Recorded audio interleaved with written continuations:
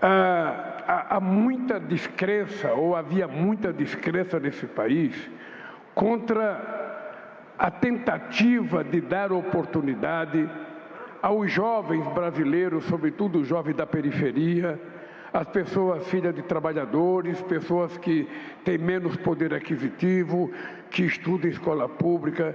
Havia muita descrença, e há muita descrença ainda na qualidade da escola pública. E a gente queria provar que não tem um jovem mais inteligente porque o pai dele tem mais dinheiro, porque a família dele tem mais posse, do que um cara que é mais pobre. Não. Todo mundo tem inteligência suficiente para isso. Todo mundo.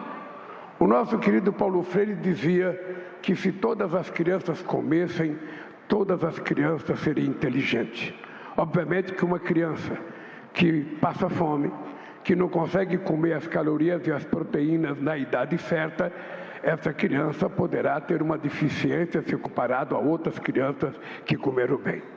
Pois bem, então o que faltava para a juventude? Oportunidade.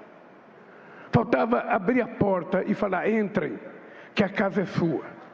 Porque quando nós fomos discutir as Olimpíadas da Matemática, os primeiros alunos que a Sueli me levou lá no Palácio da Alvorada eram de escolas particulares. Era de escolas particulares, e a maioria também no Ceará e também no Piauí. Era onde tinha parte das maiores inscrições das Olimpíadas da Matemática. E eu perguntei para a Sueli, por que a gente não leva isso para a escola pública? Ela dizia: é possível levar. É plenamente possível a gente levar. Aí, como sempre, aparecem aqueles que falam assim: não, ô Lula, esse negócio de levar para a escola pública é bobagem. As crianças da escola pública não têm interesse. Eles não vão se interessar em fazer parte das Olimpíadas. Eles não gostam de matemática. Matemática é uma matéria muito difícil. E a segunda coisa que a Sueli me disse é o seguinte: Lula, eu perguntei para ela se matemática era a matéria mais difícil, se era a matéria mais que as pessoas menos gostavam. Lula, é o seguinte: a matemática parece difícil, até as pessoas não aprenderem a desenrolar o casulo. Quando as pessoas aprendem a desenrolar o casulo, a matemática fica a matéria mais gostosa e é a que desperta mais e mais, sabe, tesão para que os meninos estudem matemática, as meninas estudem matemática. E isso ficou comprovado. Depende, obviamente, da vontade do aluno e da aluna, e depende também da capacidade do professor. Ou seja, nós precisamos aprender que o papel importante de um professor dentro da sala de aula não é apenas ensinar o currículo que está lá, sabe, no anual da escola, que está nos livros. Não. O papel do professor, além de ensinar as matérias que tem que ensinar, é fazer com que o aluno seja motivado a frequentar a escola. Levantar de manhã e falar: porra, eu vou para a minha escola, eu quero estudar, eu quero ir para a matemática, eu quero ir para o português. É esse o papel do professor, não é só o de dar aula. Essa é uma coisa que faz a diferença na formação de vocês. Então eu queria que vocês soubessem isso. A segunda coisa que eu queria que vocês soubessem é que a Olimpíada da Matemática, quando nós começamos, o segundo país do mundo era a Argentina, que tinha acho que 1.200.000 crianças na época, e a Rússia parece que era o país que tinha mais crianças e mais adolescentes nas Olimpíadas. E eu coloquei aquilo como meta para mim. Por que a gente tem que ser inferior à Argentina? Por que a gente tem que só dar chance às pessoas que estão em escola particular e não dar chance aos filhos de outras pessoas para provar que eles são inteligentes? Dê oportunidade, porque essa é a minha briga. Eu não quero prejudicar o filho de ninguém, eu não quero prejudicar a filha de ninguém, eu não quero diminuir ninguém. A única coisa que eu quero é que todos, sem distinção, todos, meninas e meninas desse país, possam ter a mesma chance de disputar as mesmas coisas, para a gente ver quem é quem na história desse país.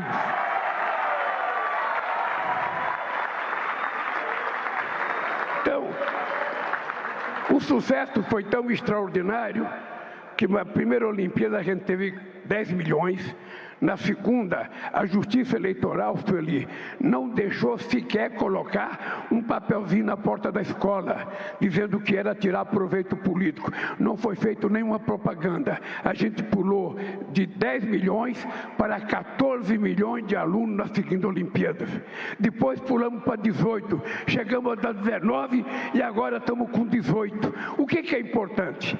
É que 99,9% das prefeituras desse país aderiram às Olimpíadas da Matemática e, portanto, a matemática está hoje numa cidade de 5 mil habitantes e numa cidade de 20 milhões de habitantes. Esse é o sucesso. E o sucesso é que nós temos esse ano 56 mil escolas de 99% do município. Gente, é um sucesso extraordinário. Eu me sinto como se tivesse ganho 6 medalhas de ouro, 7. Aqui tem gente que já ganhou 6, né?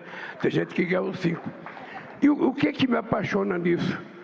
O Sueli lembra, o Marcelo deve lembrar, vocês não, porque vocês não tinham nascido ainda, mas um dos primeiros meninos que ganhou medalha de ouro nas Olimpíadas da Matemática, deve ter na internet esse menino, era um menino do Ceará. Ele era tetraplégico, o pai dele levava ele para estudar num carrinho de pedreiro.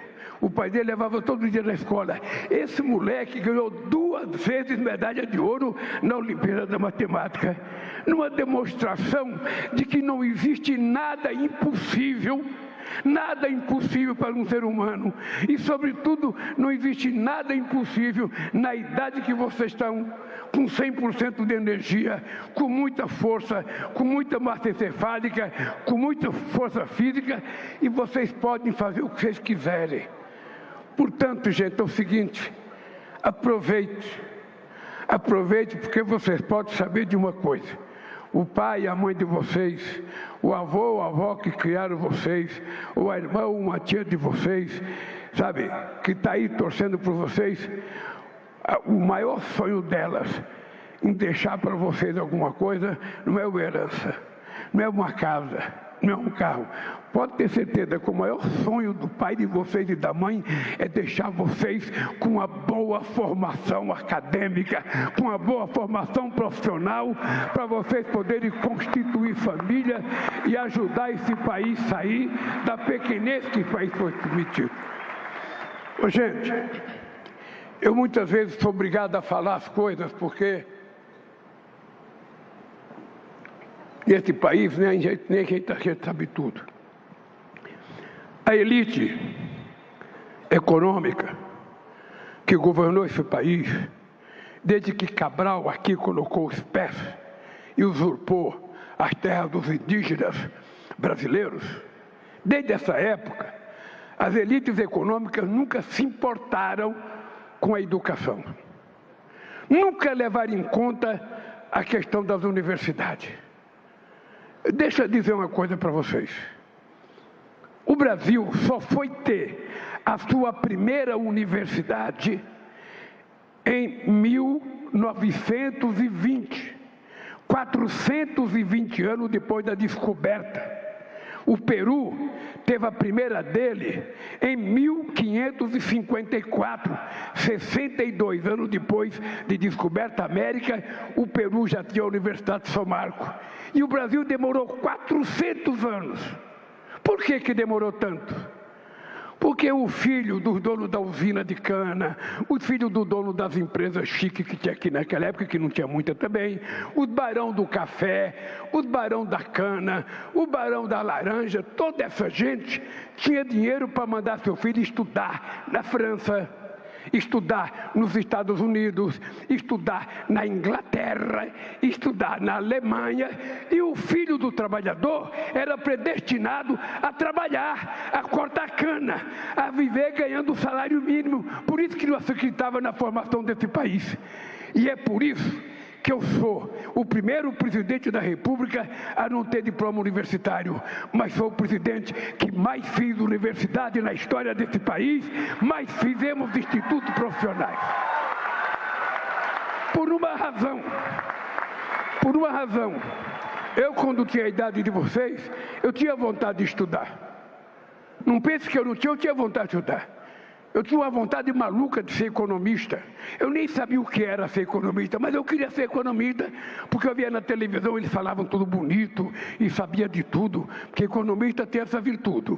Quando é oposição, tem solução para tudo. Quando chega no governo, esquece as soluções que tinha antes. Essa é uma coisa, sabe, acadêmica. Então, eu tinha vontade, eu sonhava ser economista. Não pude ser, só fui ser torneiro mecânico. Veja a diferença, só fui conseguir ser torneiro mecânico. E eu tinha vontade de estudar e não tive oportunidade. Então, esse negócio da educação para mim é uma obsessão. Eu quero que todo filho das pessoas que trabalham nesse país seja o mais humilde catador de papel do Rio de Janeiro, seja a mais humilde empregada doméstica desse país, seja o maior rico desse estado. Todos eles têm que ter oportunidade, têm que ter direito de se formarem, aprender uma profissão e ser o que quiserem e fazer o que quiserem da vida. É isso que eu quero para o povo brasileiro e é isso que eu quero para vocês. Essas coisas, e pelo amor de Deus, não perca a motivação. Na idade de vocês, ninguém tem o direito de dizer: levantei cansado, porra, eu estou cansado, eu estou quebrado, hoje eu não vou na escola, hoje eu não vou estudar, eu vou sair da faculdade, Você não tem o direito, gente, porque vocês têm que fazer um esforço. Vocês têm que ser mais bem formados que o pai de vocês, mais bem formado que o avô de vocês, mais bem formado que o bisavô de vocês. É isso que é orgulho. É isso que o pai de vocês, a mãe de vocês esperam, que vocês sejam mais estudantes que eles. Que vocês não confundam essa idade nova de namorar, eu quero ir para a balada, tudo bem, vocês têm o direito de ir para a balada, de namorar, mas pelo amor de Deus, façam tudo isso, sem esquecer que tem que estudar, para ajudar esse país, sair da pequenez que esse país foi conduzido durante tantos anos. Então a educação é uma coisa muito sagrada para vocês. Eu, Marcelo, não criei apenas a Olimpíada da Matemática junto com a Sueli. Nós criamos também a Olimpíada de Português, que depois que eu deixei a presidência, eu não sei que fim levou. Mas eu via na televisão que as crianças estavam fracas em redação. De vez em quando o Neném ainda fala: as crianças estão fracas na redação. Então eu falava: essa meninada tem que estudar português. Tem que estudar português, tem que, aprender a escrever, aprender a ler. Bom, foi criada as Olimpíadas, na primeira participaram 5 milhões de pessoas, depois terminou o meu mandato, eu fui para casa. E também criei a Olimpíada da Ciência, porque os pessoal de ciência é uma matéria difícil também, ciência é uma matéria complicada, ciência. Então vamos criar as Olimpíadas, ela funcionou uns 3, 4 anos, não sei como é que está. Eu estou dizendo isso, Camilo, eu estou dizendo isso porque nós estamos assinando um decreto aqui para a questão da ciência. É porque é o seguinte, nós temos que apostar de que não existe nenhum país no planeta Terra que conseguiu se desenvolver, que conseguiu crescer, que conseguiu dar um padrão de vida médio, uma qualidade de vida em que vocês possam estudar, possam ter lazer, possam trabalhar, possam almoçar em restaurante, possam tirar férias, possam fazer um monte de coisa. Não existe povo que conseguiu isso sem antes não ter investimento na educação. A educação é o oxigênio de uma nação. A educação é a hemodiálise de uma nação. A educação é a nossa capacidade de nos tornar competitivos, tanto do ponto de vista da qualidade, quanto do ponto de vista da produtividade, com qualquer país do mundo. O Brasil pode, o Brasil tem condições, e o Brasil tem vocês.